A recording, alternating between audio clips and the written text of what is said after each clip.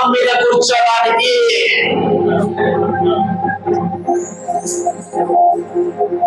ఒక బంగారు వజ్ర వైడూర్యాలు కలిగిన కిరీటము ఉండాల్సిన తలకు ముళ్ళ కిరీటము ఎందుకు పెట్టించుకున్నారంటే కారణము నీకు అలాంటి కిరీటాన్ని పెట్టడానికి. దేవుడి కోసం ఎంతో త్యాగం చేశాడు. అలాంటి దేవుడి కోసం ఏం చేస్తున్నావు? విన్నానా?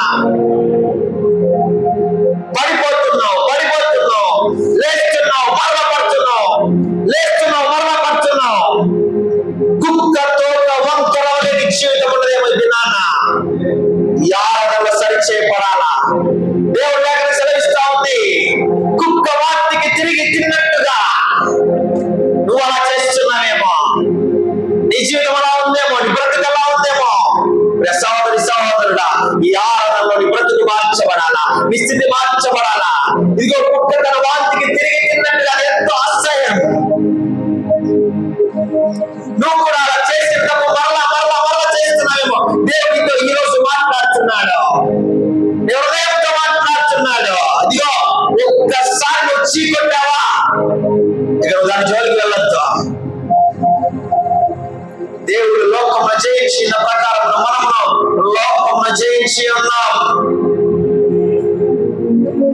అయ్యా, ఈ ఆరాధనలో నీ బిడ్డని సరిచేసి నిలబెట్టి మనం చివరి ఆదివారం మాట్లాడుకున్నాం. ఏది సువర్ణ గారు ఇక్కడికి వెళ్ళారు?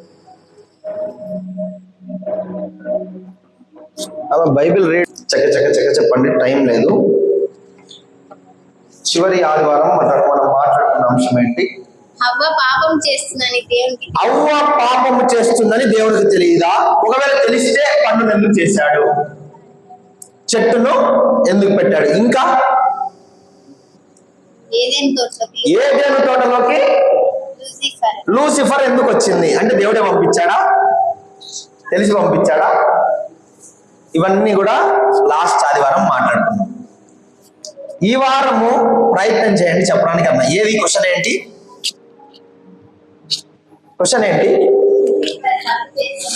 లూసిఫర్ తప్పు చేస్తుందని దేవునికి తెలియదా?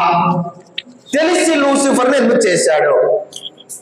ఎవరైనా ఆన్సర్ ట్రై చేశారా? ఎందుకు లూసిఫర్ అంటే ఇప్పుడు తెలిసే, ఒకవేళ అంటే తెలిసే దేవుడు అపవాది గారిని భూమి మీదకి పంపించి రేపులు మానవంగా చేయిస్తా ఉన్నాడా? తెలియదంటే ఆయన సర్వోన్నతుడు కదా, సర్వశక్తిమంతుడు కదా, ఆయనే చేశాడు కదా, ఆయన తెలియకపోవడం ఏంటి? ట్రై చేశారా ఎవరన్నా? ఏంటి మా సుజిత ట్రై చేసావా? మీరమ్మ రాణిమ్మ గారు ట్రై చేశారా? మీరు చెప్పండి, మీరు ట్రై చేసింది చెప్పండి, మీకు తెలిసింది చెప్పండి. దేవుడు మీరు ప్రార్థన చేసేటప్పుడు ఏదో ఒకటి బయలుపరిచింటాడు కదా.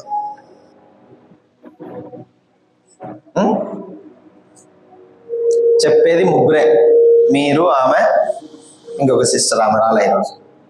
మీరు ముగ్గురు కూడా ట్రై చేయకపోతే ఎట్లా?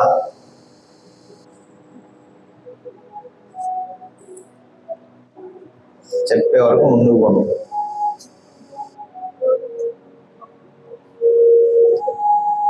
దేవుడు అపవాదిని ఎందుకు చేశాడు?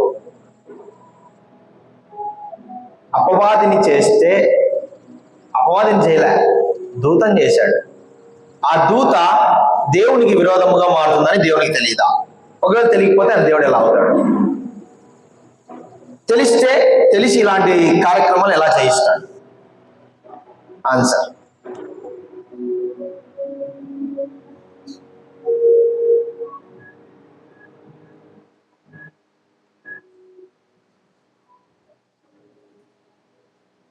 తప్పు రైట్ ఏదో చెప్పడానికి ట్రై చేయండి. పరిశుద్ధాత్మనే మీతో మాట్లాడిస్తాడు. ఇటు సైడ్ నుంచి పురుషుల్లో కానీ ఎవరైనా సరే తెలిసి తప్పులు చేయిస్తా ఉన్నాడా, లేదంటే దేవునికి తెలియక చేశాడా, లేదంటే ఒక ప్రణాళికతో చేశాడా? ఏంటి?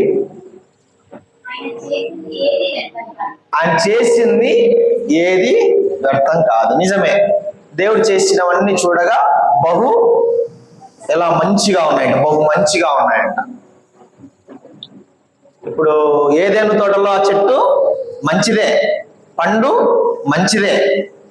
ఇప్పుడు లూసిఫర్ మంచిదే, చాలా మంచిది, దేవుణ్ణి ఆరాధించే దూత. అసలు ఆ దూత వల్ల ఏ దూత లేదు. దూతలలో ప్రముఖ స్థానం ఉన్న దూత దేనికంటే లూసిఫర్కే. అలాంటి దూత. రైట్, చూద్దాం. యెహెజ్కేలు 28వ అధ్యాయం 12వ వచనం. యెహెజ్కేలు 28వ అధ్యాయం 12వ వచనం.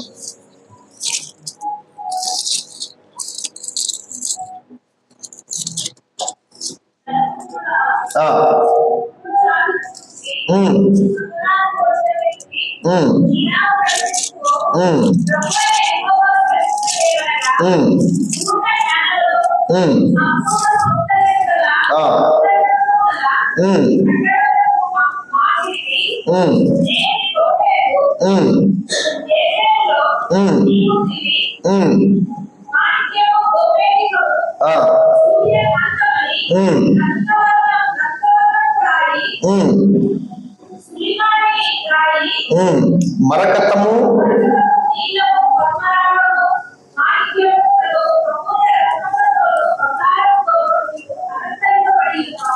నీవు నియమింపబడిన దినమున పిల్లల గ్రోవులు వాయించువారు నీకు సిద్ధమైన. చూసారా, ఇక్కడ లూసిఫర్ గురించి మనం మాట్లాడుకుంటా ఉన్నాం. అది ఎంత గొప్పగా ఉందంట. ఎన్ని స్టోన్స్ ఇక్కడ వచ్చాయి. సూర్యకాంతమణి, రక్తవర్ణపు రాయి, సులిమాని రాయి, మరకతము నీలము. నరపుత్రుడా, తూరు రాజమును గురించి అంగలార్చు వచనమెత్తి ఇలాగూ ప్రకటింపు, ప్రభువైన యెహోవా సెలవిచ్చినది ఏమనగా, సౌందర్యం గలనగా కట్టడమునకు మాదిరివి. 14వ వచనం. అభిషేకము నొందిన కెరూబువై యొక్క ఆశ్రయముగా నీవు ఉంటివి. అందుకే దేవునికి ప్రతిష్ఠించబడిన పర్వతము మీద నీవు ఉంటివి. కాలుచున్న రాళ్ళ మధ్యను నీవు. ఇక్కడ ఆ లూసిఫర్ అభిషేకము నొందిన కెరూబు. ఎందుకు నేను ఎప్పుడు మీరు అభిషేకం అడగండి, అభిషేకం అడగండి, అభిషేకం అడగండి అంటా ఉంటానంటే, అభిషేకం యొక్క విలువ లూసిఫర్కి తెలుసు. అందరినీ తాగగలుగుతాడు. ఎందుకు? అభిషేకం లేదు. కానీ అభిషేకం ఉన్న వ్యక్తి దగ్గరికి రావాలంటే అపవాదికి వణుకు. కారణము, అభిషేకం యొక్క విలువ ఆ కెరూబుకి తెలుసు, ఆ లూసిఫర్కి తెలుసు. అందుకే అభిషేకం ఉన్న వ్యక్తుల్ని ఆ లూసిఫర్ తాకలేడు. దేవుడు అంటాడు, నా జనులు జ్ఞానము లేక నశించిపోతా ఉన్నారు. అదే విధముగా ఆయన జనులు అభిషేకము లేక పడిపోతా ఉన్నారు. అందుకే దేవుని అభిషేకం అడగాల. ఇక్కడ ఆ కెరూబు ఏమైందంట? అభిషేకము నొందిన కెరూబు. 15వ వచనం. నీవు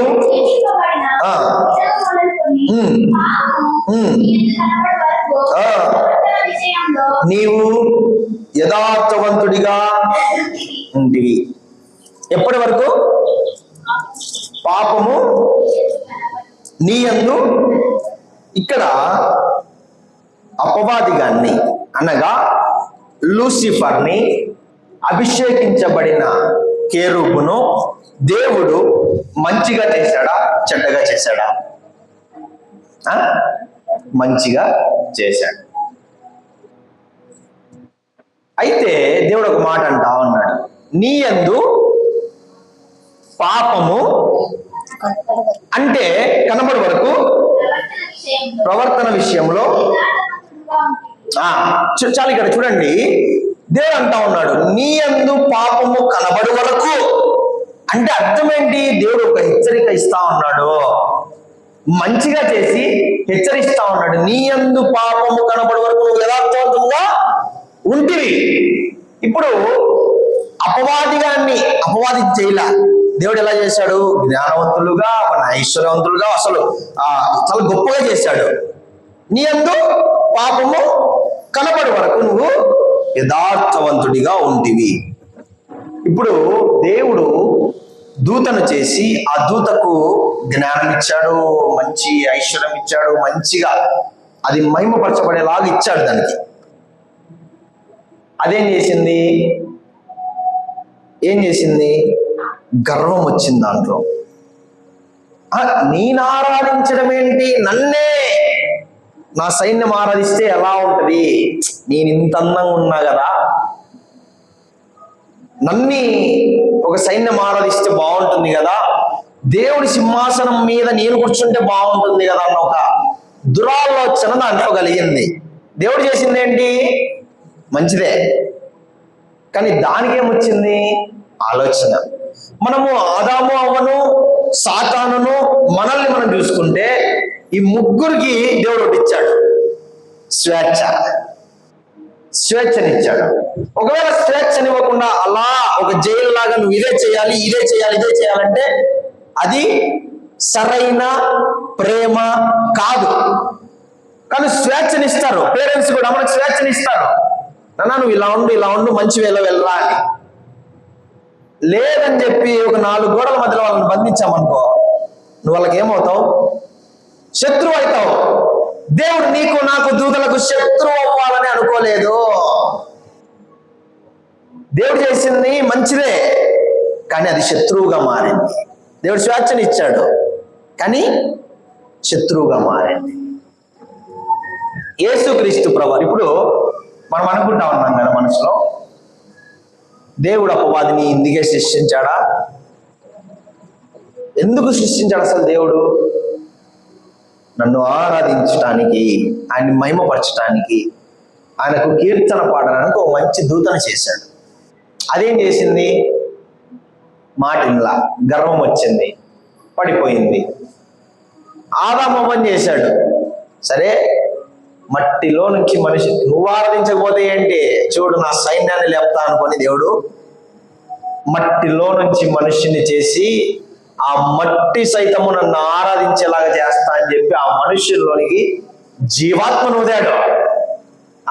ఇప్పుడు చూడు, నువ్వు ఆరాధించకపోతే ఏంటి, నీ సైన్యం ఆరాధించకపోతే ఏంటి, ఈ భూ ప్రపంచంలో ఉన్న మనుషులందరూ నన్ను ఆరాధించేలాగా చేస్తాను అనుకున్నాడు దేవుడు. ఆరాధించాలని చేశాడు. అక్కడ ఆ దూతకి స్వేచ్ఛనిచ్చాడు, క్రియేట్ చేసిన మనుషులకు స్వేచ్ఛనిచ్చాడు. ఎవరికి ఇచ్చాడు? మొట్టమొదటగా ఆదాముకు, అవ్వకు. మీరు ఏదైనా తినండి, జీవవృక్షంలో తినండి, కానీ ఆ ఒక్క పండు తినండి, మంచిదే. ఆ పండు తింటే ఏమంటే మీకు జ్ఞానం వస్తుంది, తెలివి వస్తుంది, బుద్ధి వస్తుంది, అది మాత్రం తినద్దండి అని చెప్పి స్వేచ్ఛనిచ్చాడు. దూత ప్లేస్ లో నేను ఉంటే నిత్యము దేవుణ్ణి ఆరాధించేవాడిని, దూతలాగా నేను చేసేవాడిని కాదు అనుకునే వాళ్ళు మన మధ్యలో ఉన్నారు. ఆదాము అవ్వలాగా నేను ఆ తోటలో ఉండింటే ఆ పండు తినేవాడిని కాదు, దేవుడు చెప్పినట్టుగా చేసేవాడిని అనుకునే వాళ్ళు మన మధ్యలో ఉన్నారు. ఆడ ఆదాము అవ్వ ఆ స్వేచ్ఛని దుర్వినియోగం చేసుకున్నారు, దూత దుర్వినియోగం చేసుకుంది. నేటి దినాల్లో దేవుడు మనుషులందరినీ క్రియేట్ చేసింది నన్ను వలె నా బిడ్డలు నడుచుకోవాలని. ఎంతమంది నడుచుకుంటా ఉన్నారు? చాలా తక్కువ మంది. ఆడ దూత మాట వినలా, ఆదాము అవ్వ మాట వినలా, చివరికి మనము కూడా మాట వినడము లేదు. రైట్. అసలు ఇవన్నీ దేవునికి తెలుసు కదా. లూసిఫర్ని చేయకుండా ఉండింటి బాగుండేది కదా. వస్తుంది కదా ఆ క్వశ్చన్. సరే అయ్యా, స్వేచ్ఛ ఇచ్చినాడు, ఆ స్వేచ్ఛ ఇవ్వకుండా అసలు ఆ లూసిఫర్ లేకుండా ఉండింటి బాగుండేది కదా. చూద్దాం. యెషయా 14:12. యెషయా 14:12.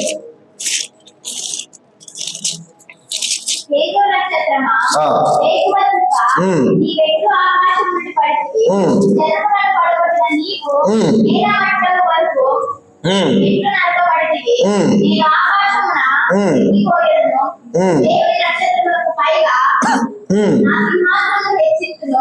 ఉమ్, ఉత్తర దిక్కుననున్న ఉమ్. సభాపర్వతము మీద కూర్చుందును. ఆ. మేఘమండలము మీదికి తెచ్చుదును. ఆ. మహోన్నతునితో నన్ను సమానంగా చేయుదునని ఆ. నీవు మనసులో అనుకుంటే రైట్, చాలు. మహోన్నతునితో సమానంగా. ఆ, అంటే ఇప్పుడు దేవుడు దానికి గర్వం ఇచ్చాడా? తానంతట తానే హృదయంలో గర్వం వచ్చిందా? తానంతట తానే దేవదూతకి గర్వం వచ్చింది. ఏమని? ఆయనతో సమాధానముగా కూర్చుందును కదా అని మనస్సులో పాపం చేసేసింది. ఇది నానా దేవుని కంటే సుఖానుభావం ఎక్కువ ప్రేమించేవారు మన మధ్యలో లేకపోలేదు. అంత్య దినంలో అపాయకరమైన కాలంలో చూచినా తెలుసుకున్నాము. 2వ తిమోతిలో ఉంటది. చివరి దినాల్లో దేవుని కంటే సుఖానుభావం ఎక్కువగా ప్రేమించేవారు ఉంటారు. ఇది ఎక్కడ స్టార్ట్ అయింది? ఎప్పుడో స్టార్ట్ అయింది. ఇప్పుడు దేవుడేమో దూతను మంచిగానే చేశాడు, కానీ దాని మనసులో ఏమొచ్చింది? గర్వం. మనం చూస్తా ఉన్నాం లేఖనాల ప్రకారం గర్వం వచ్చింది. దేవుడేమో మనిషిని మంచిగానే చేశాడు, తన స్వరూపం చేశాడు, ఆయన పోలికలో చేశాడు, కానీ మనిషిలో ఏమొచ్చింది? గర్వం, అహంకారం, ఆశ. ఆశ ఉండొచ్చు, అత్యాశ, ధనాశ, ఇలా రకరకాలైనవి మనిషిలో వచ్చేసాయి. దేవుడేమో మనిషిని మంచిగా చేశాడు. ఇక్కడ ఒక పాయింట్, మనిషి ఏమో తప్పు చేస్తా ఉన్నాడు, క్షమాపణ పొందుకుంటా ఉన్నాడు. లూసిఫర్కి ఎందుకు క్షమాపణ లేదు? లూసిఫర్కి క్షమాపణ ఉందా? లేదు. ఎందుకు లేదు? కనీసం వాడు యేసు రక్తం అని కూడా పలకలేడంట. కారణం ఏంటి? మనిషికేమో క్షమాపణ ఉంది, కానీ లూసిఫర్కి క్షమాపణ లేదు. ఒకవేళ క్షమాపణ ఏంటంటే ఇదంతా జరిగేదే కాదు అసలు. ఎందుకు చెప్పండి? ఆలోచించండి.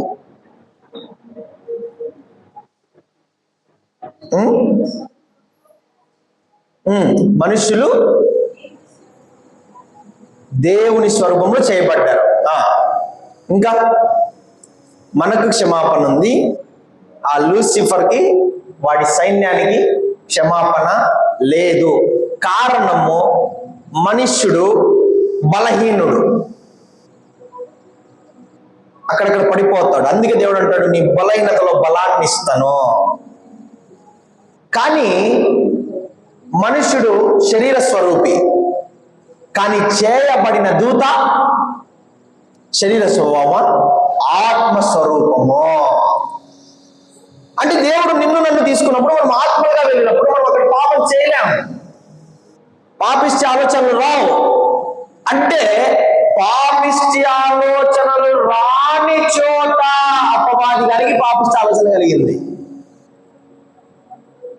అందుకే వాడికి క్షమాపణ లేదు. డైరెక్ట్ గా అన్ని ఉండి చూసి దేవుణ్ణి ఆరాధిస్తా ఉండి, నన్ను చేసింది దేవుడే కదా అన్ని తెలుసు, కానీ మనిషికి అన్ని తెలియదు. లూసిఫర్కి అన్ని తెలుసు, తెలిసి కూడా తప్పు చేశాడు, తప్పుడు ఆలోచన చేశాడు. అందుకే దేవుని యొక్క సింహాసనం మీద నేనుంటే బాగుంటుంది కదా, ఆయనతో సమానంగా ఉంటే బాగుంటుంది కదా అనుకొని అలా ఎక్కడికి పడిపోయాడు? భూమి మీదికి పడిపోయాడు. మీకు ఇంకా ఆన్సర్ రాలే? అంత బాగుంది బ్రదర్, అంత బాగా చెప్తా ఉన్నారు. అసలు ఎందుకు చేశాడు? దేవునికి తెలీదా? ఆలోచన వస్తుందని, పడిపోతాడని, నాకు విరోధంగా మారుతాడని దేవునికి తెలియదా? ఆన్సర్ వస్తుంది. మీకు చివరిలో ఆన్సర్ చూపిస్తా. సామెతలు 16వ అధ్యాయం 18వ వచనం.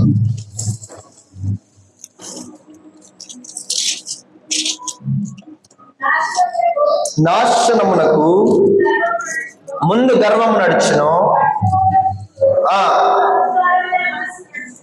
చూడండి, నాశనమునకు ముందు ఏం నడుస్తుందంట? గర్వం. ఇది నాన్న మన మధ్యలో ఎవరైనా గర్వపడతా ఉన్నారేమో. అపవాది గారు గర్వపడ్డాడు, పడిపోయాడు. నీవు గర్వపడతా ఉన్నావా? నీ డబ్బును బట్టి, నీ అందాన్ని బట్టి, నీ సౌందర్యాన్ని బట్టి. నువ్వు గర్వపడ్డావంటే నువ్వేమవుతావు? పడిపోతావు. నాశనానికి ముందు గర్వము నడుచును. ఎవరైతే గర్వంగా ప్రవర్తిస్తున్నారో హింట్ ఏంటంటే వీళ్ళ నాశనము దగ్గర పడింది. అపవాదిగాడు గర్వపడ్డాడు, పడిపోయాడు. వాడికి తిరిగి లేచే అవకాశం లేదు. నాశనానికి ముందుకు ఏం నడుస్తుందంట? గర్వం నడుస్తుందంట. ఇప్పుడు అపవాదిగాడు పడకపోతే లేఖనం తప్పవుతుంది. వాళ్ళ గర్వం వచ్చింది, నాశనానికి ముందు గర్వం నడుస్తుందంట. వాడు నాశనం అవ్వాలంటే ఆ గర్వపడిన అపవాదిగాడు ఏమవ్వాలా? ఆ నాశనమైన అపవాదిగాడు ఏమై చేసి ఉండాలా? గర్వపడి ఉండాలా. అందుకే వాడు పడిపోయాడు. వాడి గర్వము వలనే అభిషేకించబడిన కేరువు పడిపోయింది. 1 పేతురు 1:7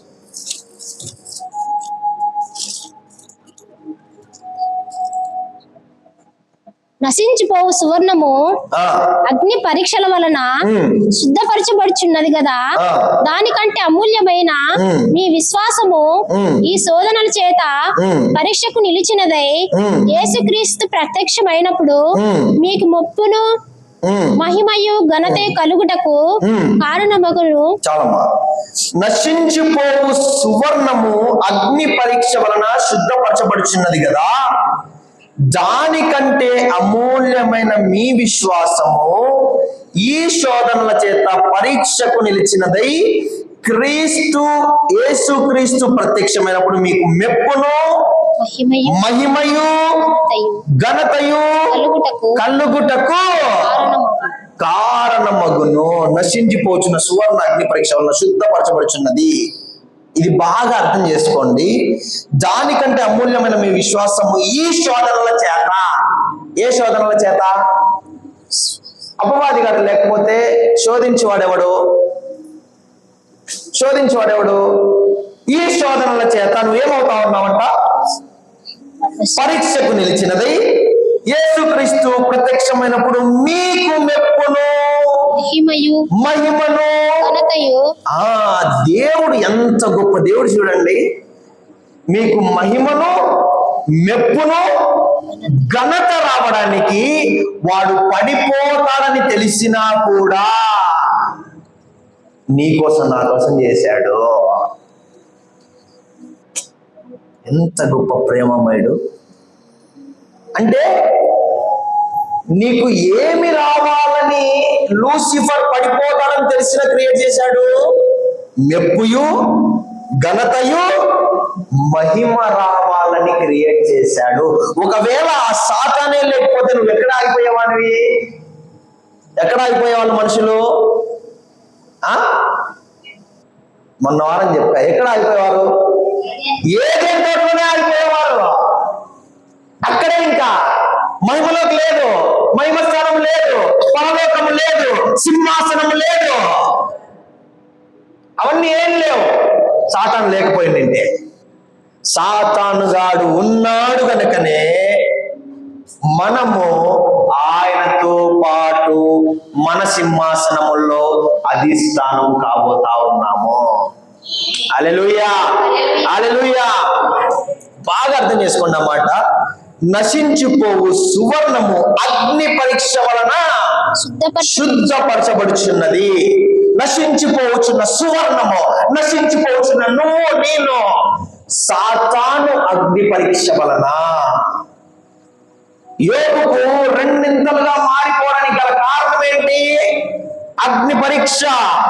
దేవుని దగ్గరికి వెళ్ళి, అయ్యా నేను శోధిస్తానంటే నువ్వు ఏమైనా చెయ్యి, కానీ మరణము మీద నీకు అధికారము లేదు. పోయి శోధించాడు. అగ్ని పరీక్షలో యోబు గారు దృఢంగా నిలబడ్డాడు. నిలబడిన యోబుకి ఏం జరిగింది? కోల్పోయినవన్నీ రెండింతలుగా పొందుకున్నాడు. ఈరోజు అపవాది గాని ద్వారా శోధించబడుతున్న నీకు నాకు యోబు వల్లే రెండింతలుగా ఇవ్వడానికే అపవాది గారిని పెట్టాడు. అది కూడా నా మహిమ కోసమే, అది కూడా నేను బలపరచబడడం కోసమే. ఏం జరుగుతుందంట? నశించిపోవు సువర్ణం అంటే నశించిపోతా ఉన్నాం. శ్రమలు చూసి, కష్టాలు చూసి, బాధలు చూసి, వేదనలు చూసి నశించిపోతున్న మనకు ఈ యొక్క అగ్ని పరీక్ష ద్వారా నువ్వేం మారుతావు? సువర్ణముగా మారుతావు. నేను ఎప్పుడు చెప్తా ఉంటా మీకు, ఒక స్ప్రే మనం కొట్టుకొని వస్తే అలా సువాసన వెదజల్లుతుంది. ఆ స్ప్రే అలా సువాసన వెదజల్లడానికి గల కారణము కొన్ని వేల పూలు నలిగిపోయి ఉన్నాయి. ఒకవేళ అపవాదిగాడు లేకుండా నువ్వు నలిగిపోకుండా ఉంటే నీలోని సువాసన వెదజల్లదే. నేను వెలుగుగా ఉన్న ప్రకారం నా బిడ్డలు కూడా ఈ లోకానికి వెలుగుగా ఉండాలి. వెలుగుగా కనపడాలంటే ఏముండాలి? చీకటి ఉండాలి. అంటే ఆ చీకటి ఉంటేనే నా బిడ్డల యొక్క వెలుగు లోకానికి కనపడుతుందని దేవుడు చీకటిని చేశాడు. అదే లూసిఫర్. తెలుసు ఇలా మారిపోతుందని తెలుసు, కానీ ఎందుకు చేశాడంటే నీ కోసమే, నా కోసమే. ఇది ఎవరని చెప్తే ఇదేంది లూసిఫర్ని నీ నా కోసం చేయడం ఏంటి అంటే ఇబ్బంది పెట్టడానికి కాదు. ఏమేమి వస్తాయంట చదవండి. మహిమయు, ఘనతయు, కలుగుటకు, మెప్పును, ఈ 3 వస్తాయండి అపవాది వల్ల. అందుకే దేవుడు శోధనలు పెట్టాడు. అది కూడా కొరింథీయులలో ఉంటది. నువ్వు సహింపగలిగిన దానికంటే ఎక్కువ నిన్ను శోధింపనీయను. నువ్వు ఎంతైతే సహించగలవో, నువ్వు ఎంతైతే తట్టుకోగలవో అంత మాత్రమే పెడతా. దానికంటే ఎక్కువ శోధింపనీయడు నీ నా దేవుడు.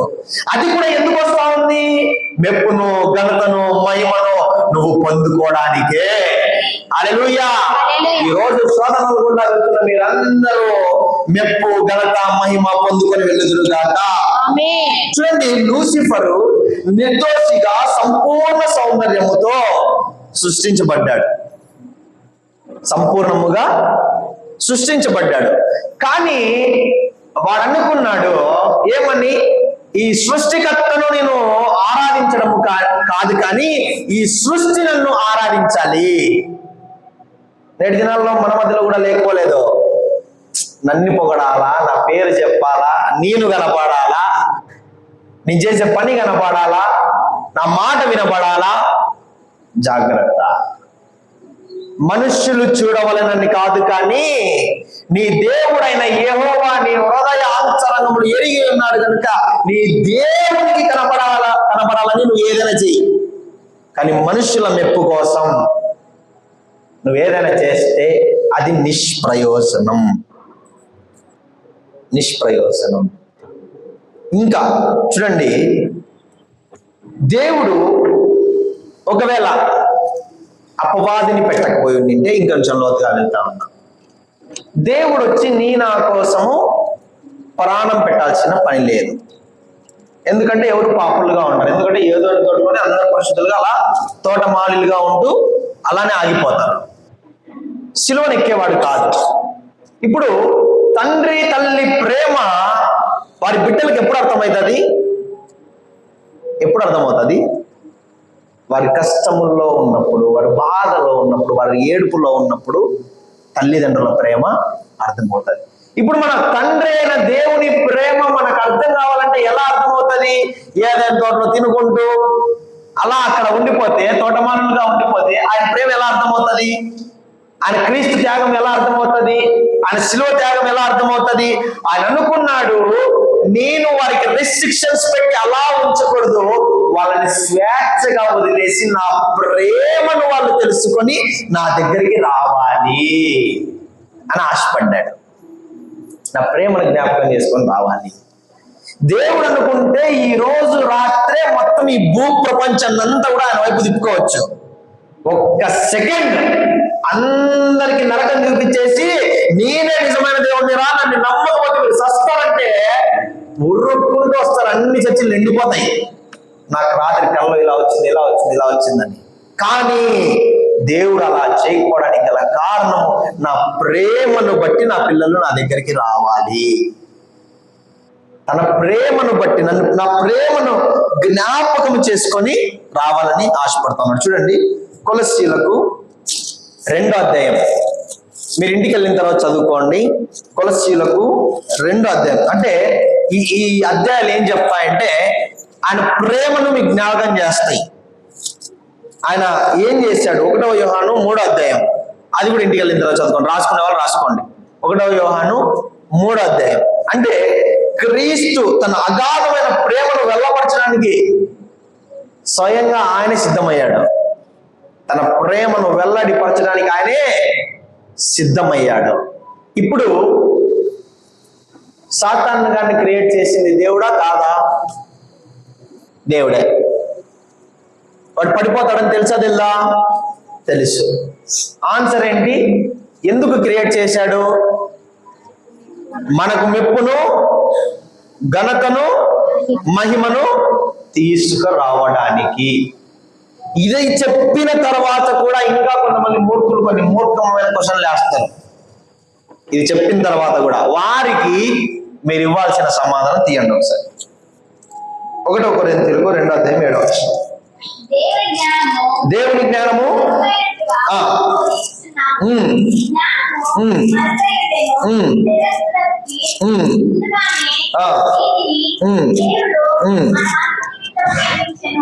చూడండి, దేవుని జ్ఞానము మరణమైనట్టుగా బోధించుచున్నాము.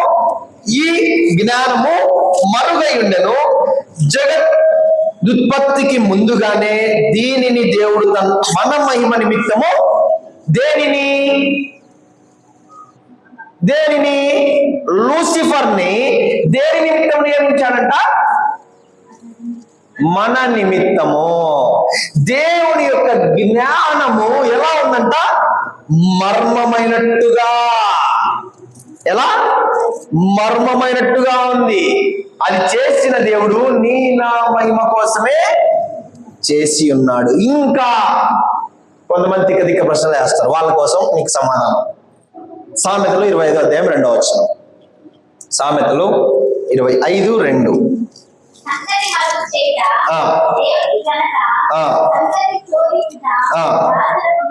చూడండి, ఇక్కడ ఇంకా ఇవన్నీ చెప్పిన తర్వాత కూడా సాతాన్ని ఎందుకు క్రియేట్ చేశాడంటే నీ నా మహిమ కోసం, ఘనత కోసం, మెప్పు కోసం అని చెప్పినా వినలేదనుకోండి, ఈ ఆన్సర్ ఇవ్వండి.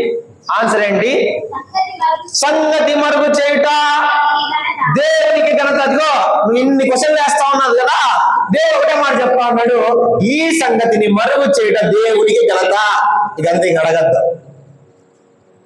ఈ సాతాను గారిని క్రియేట్ చేయడానికి దేవుని వెనుక ఉన్న ఆయన ఘనత, ఇది మరుగు చేస్తున్నాడానికి ఆయనకు ఘనత కనుక దీనికి ఆన్సర్ ఇదే.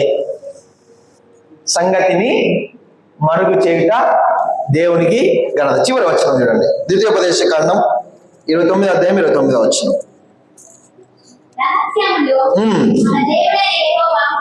రహస్యములు మన దేవుడైన యెహోవాకు చెందును. అయితే మనము ఈ ధర్మశాస్త్ర వాక్యములన్నిటిని అనుసరించి నడుచుకున్నట్లు బయలుపరచబడిన ఎల్లప్పుడూ మనవియు మన సంతతియు వారి వగునని చెప్పుదురు. రహస్యములు మన దేవుడైన యెహోవాకు చెందును. లూసిఫర్ని ఎవరైనా చూసారా? చూడలే. ఏదైనా తోట చూసారా? చూడలే.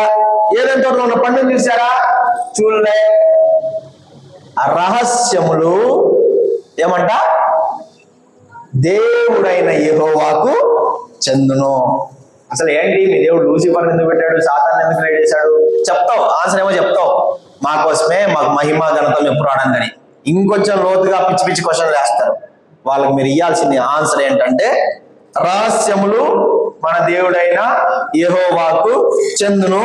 అయితే మనము ఈ ధర్మశాస్త్ర వాక్యములన్నింటినీ నడుచుకున్నట్లు. ఆయన అపవాదిని ఎందుకు పెట్టాడో మాకు తెలీదు. మాకు తెలుసు, నీకు తెలీదు. నీకు తెలియకపోతే నీ ఇష్టం. కానీ ఈ లేఖనాల్ని బట్టి నడుచుకోవడం దేవుని యొక్క ప్రణాళిక అయి ఉంటున్నది కనుక మేము ఈ లేఖనాల్ని బట్టి నడుచుకుంటాము. This is the answer. ఇంకా ఎవరికైనా సందేహాలు ఉంటే మీరు అడగచ్చు. ఇంకా ఎవరికైనా క్వశ్చన్స్, ఇప్పుడు చెప్పబడిన వాక్య భాగంలో ఎవరికైనా క్వశ్చన్స్ ఉంటే కనుక మీరు అడగచ్చు. చాలా క్లియర్గా చెప్పా, చాలా క్లియర్గా. ఇంకా ఎవరికైనా అర్థం కాకపోతే మీకు ఏమైనా క్వశ్చన్లు ఉంటే, సందేహాలు ఉంటే నన్ను అడిగితే నేను క్లియర్ చేస్తాను. రైట్, దేవుని నామానికి మహిమ కలుగును గాక. ప్రార్థించుకుందాం. మిక్కిలిగా ప్రేమిస్తూ